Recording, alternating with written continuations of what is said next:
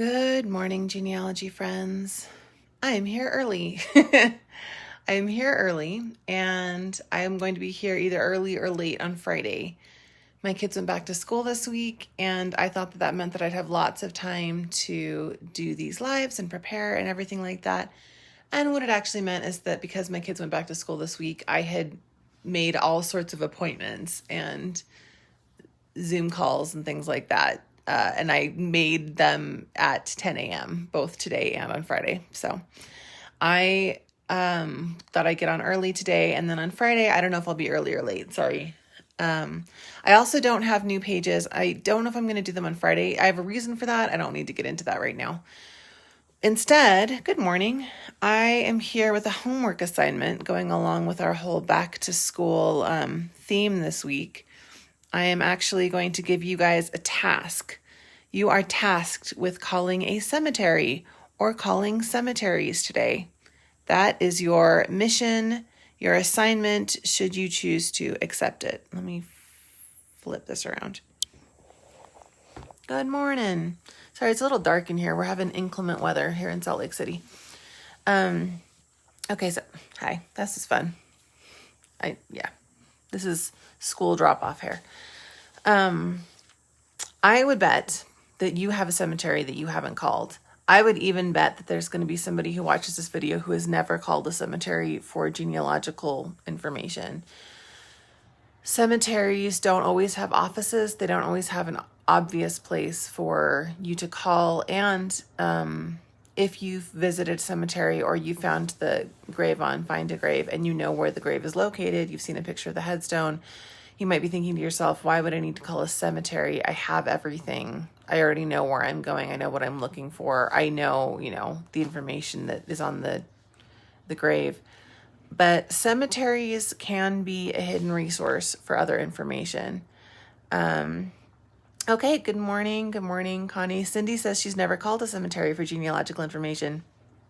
So, see, my mission today is now to get Cindy to call at least one cemetery. Why would you call a cemetery? Cemetery records can sometimes have, it depends on the office, but sometimes they can have more information beyond just burial information.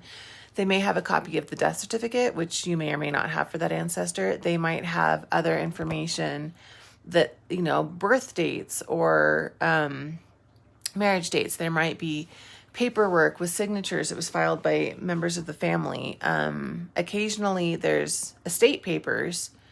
It really depends on the cemetery. It also depends on the type of cemetery. Sometimes if you've got cemeteries that are attached to churches, there's additional records that have to do with that person's membership in the church or the family's standing.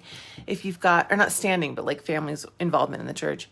If you have a cemetery plot where a family has a lot of people in one area, there may be a larger family file that file is tied to that could have other information that you haven't seen yet, or information about children, spouses, people that they thought were going to be buried there. And then if those people aren't buried there, maybe you don't have that information yet. And calling cemeteries isn't difficult. It's basically you call and you find out, do they have information like that? Do they keep records like that? Is that the right place to call? And then, can you somehow get that information to you? But let's walk through it, because if you've never called a cemetery before, you might be thinking, okay, but who do I call and what do I say? So the first thing you want to do is find out if the cemetery has a website. Cemeteries that are maintained most of the time have a website these days, just like any other business. And the website will tell you, it'll give you a phone number, and if there's no other information, then you can call and ask them. But you're asking if they keep cemetery records, and it's helpful if you know a date or at least a range for when this ancestor died. And they'll tell you, yes, we have records on site. If the records are very old, it's possible that they've moved them to a historical society or to the city, depending on where the cemetery is. And if they do have the records, you need to be prepared to give them as much information as possible. And I want to make this very clear. You need to be prepared to pay for the information. The thing is, it's possible that they'll do the search for you for free, but you can't assume that. And they're going to be nicer to you if you don't assume that. And there's a good chance that they're also not going to do that for free. So you need to say, I'd like to order a copy of whatever you have. How can I pay you? Should I send you, do you have a fee or a donation? I can send a self-addressed stamped envelope. Just make it easy on them to help you by giving them lots of information, all of the information that you have about the ancestor that may help them find this file, and making sure that you are offering to pay. Yes, sorry, I'm getting all these text messages. You also want to make sure that you're ready to get any information that they have to give you. Sometimes the records are digitized and they can just send them to you. Sometimes they're digitized and they, can at least give you some information over the phone. So if you're going to get that, very often they'll have to give you the phone number if they've got it of where you need to call. Or, oh, you're fine. Sorry. Jane said that she didn't realize I was going live earlier. Yeah, I'm on a weird schedule this week. I like to keep you guys guessing. Anyway, make sure that you have a pen, make sure that you've got the information, make sure that you're ready to help them help you. And if you don't have a website for the cemetery and you're not sure who to call, if the cemetery is attached to a church, then you call the church. If you're calling a church, this is sort of true for a cemetery too, because cemeteries are occasionally busy. If they've got a funeral service going on, or if they have somebody coming in to talk to them about something, it might not be a good time. Churches are busier than cemeteries generally. Churches have services, they've got weddings, they've got funerals, they have, groups that come in and meet. There's lots of reasons why somebody who is the person you need to talk to at a church can't talk to you right this minute. So if you're calling a church, and this would be polite if you're calling anyone, but the first thing you should ask is this a good time to call? And they might tell you, no. And so in that case, you need to be ready to write down when is a good time to call, and is that the right number to call, or should you write down another number? And again, churches, I think you have a pretty good chance that they've got some records, but it really depends on the church, the age of the church, and things like that. It's kind of like the cemeteries. The older the cemetery, and if the cemetery is no longer maintained with an office, then you might be having to call the city to say, I'm interested in finding information about this cemetery, and then they're going to, redirect you until they get you to the right person, if there is a right person. Occasionally, there's a cemetery on private family land. You see that when I don't know if you guys have ever seen, but sometimes house listings will come up. I'm a sucker for old houses, so I like to look at house listings across the country, even though we're not moving. And occasionally they'll include little family cemetery plots, which people always find so creepy. And I think that that's so cool. I would love to inherit some tiny family cemetery that I could then take under my wing and restore and make sure was, available to people online and stuff like that. But anyway, if it's a private property cemetery, for private property burial, you are going to have a harder time, obviously. So, but the thing is, with all the people that we're related to, you're going to have at least a cemetery to call. So, Connie is saying around here, a lot of townships own the cemeteries.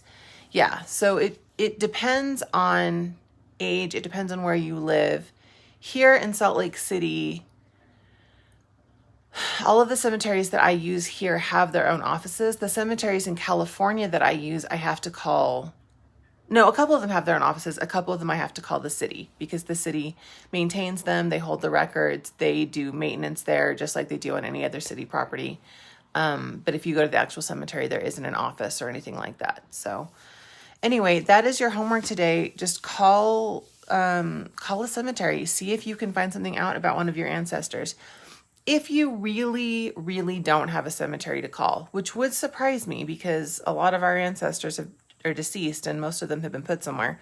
But if you really, really don't have a cemetery to call, see if you can call a funeral home, because even if the funeral is a long time ago, funeral homes actually tend to hang on to records for a long time, or they'll usually do something with them. Funeral homes don't necessarily shred records because people are so interested in making sure that they still have access to the death records of their family members, and funeral homes know that. So if you've got a funeral home that I have places to be and my phone doesn't want me to forget that.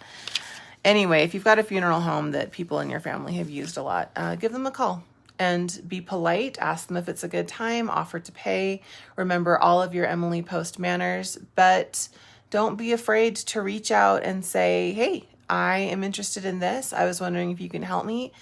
And who knows, maybe it'll be some hidden treasure trove that you never tapped into. So Lori says she's called funeral homes when the cemeteries don't have contact information. Yes, funeral homes, cemeteries.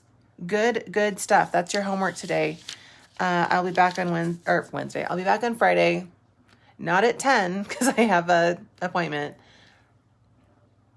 Probably earlier, if I had to guess. Maybe I'll pre-record something. I have things I want to teach and I just keep not being home to teach them. And will I have new pages? I'm not sure, because I can actually just tell you this really quick. We'll do a little bit of business, then I have to go.